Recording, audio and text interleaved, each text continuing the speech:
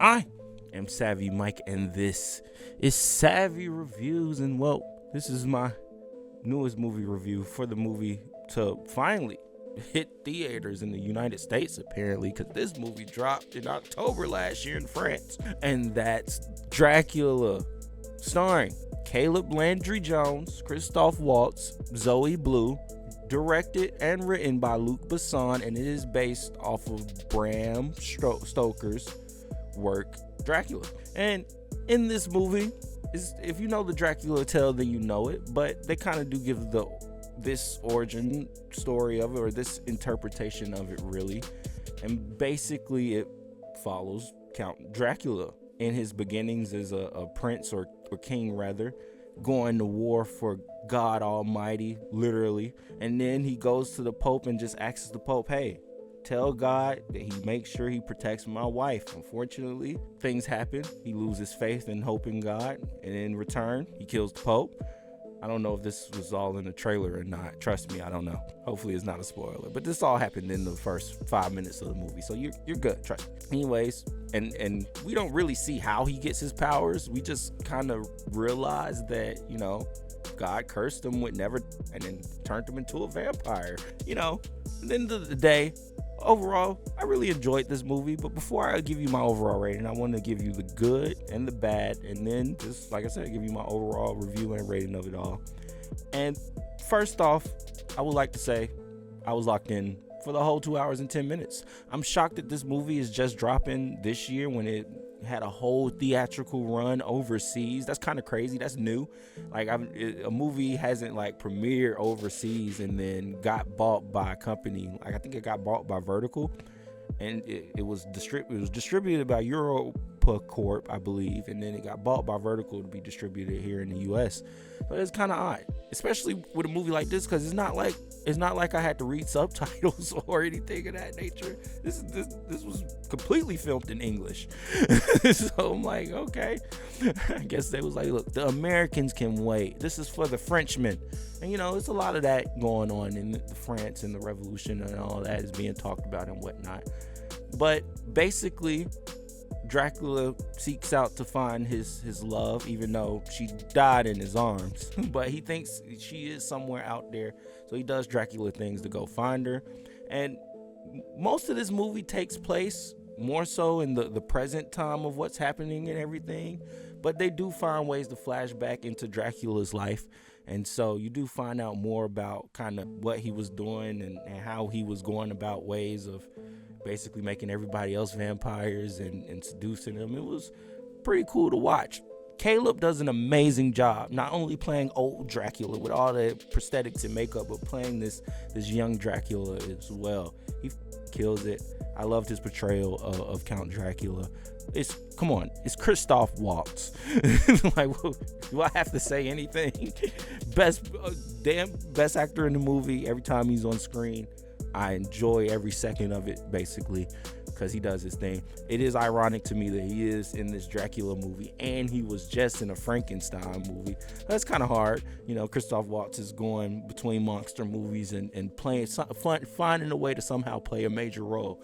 And I'm digging it. I'm enjoying it. Hey, put Christoph Waltz in the Mummy? Put him in that too. What other monster movie? Put him in The Bride of Frankenstein. I don't care. Give me more Christoph Waltz in monster movies. And everybody else did amazing. I like Zoe Blue as the princess. It all really worked out well. This is definitely a romance movie more than anything, because Dracula is indeed doing all of this basically just to find his true love, and he feels like God cursed him with everlasting life, not as a gift but as a curse, because he turned against him, so he doesn't like God at all. And faith definitely plays a role in this, which I didn't mind at all. I enjoyed that, seeing the fact that Christoph Waltz literally plays a priest. Big role in this movie, and I enjoyed the themes of hope and everything like that. Overall, the script was pretty cool. Luc Besson did a great job. Directing was really well done, and the acting was really, really good. Like I said, overall, really enjoyable movie. Wasn't mad at it. Now, to get into the bad, there are some moments where it does feel pretty goofy. It's like, okay, we went from this serious romantic gothic movie about Dracula into this cartoony movie about Dracula. We're just going back and forth, which is fine, I guess. But definitely a lot of tonal issues. I'll say that much.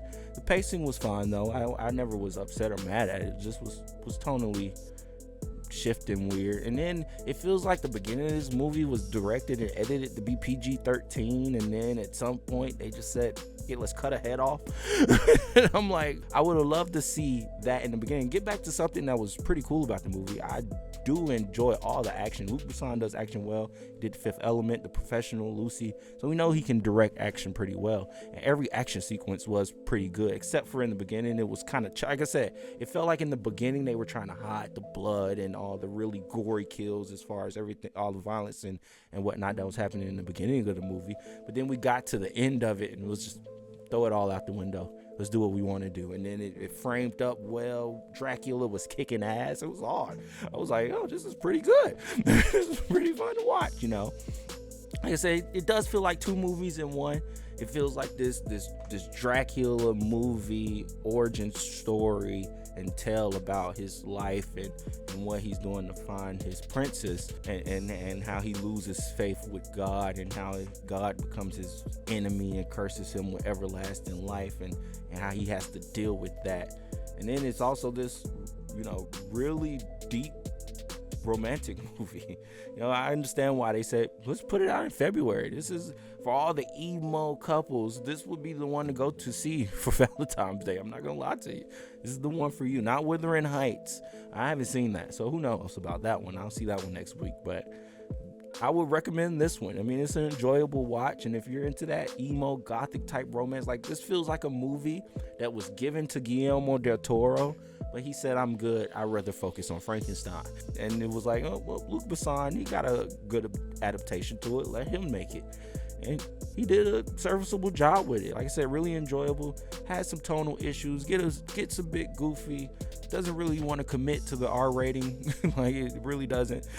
Like in the beginning, it feels like a PG-13 movie to where we're getting cutaways and whatnot. And then in the end, it straight gore fest. So I was like, okay, well, this is what I signed up for. At least that's what I thought I signed up for.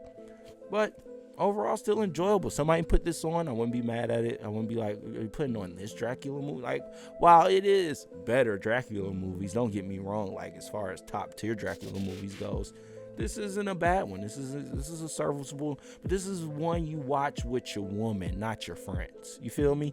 Like, you watch this with a girl who's into emo and Dracula, and if she's into this stuff, she will really dig it and it'll definitely get her pussy wet. So shout out to Luc Besson.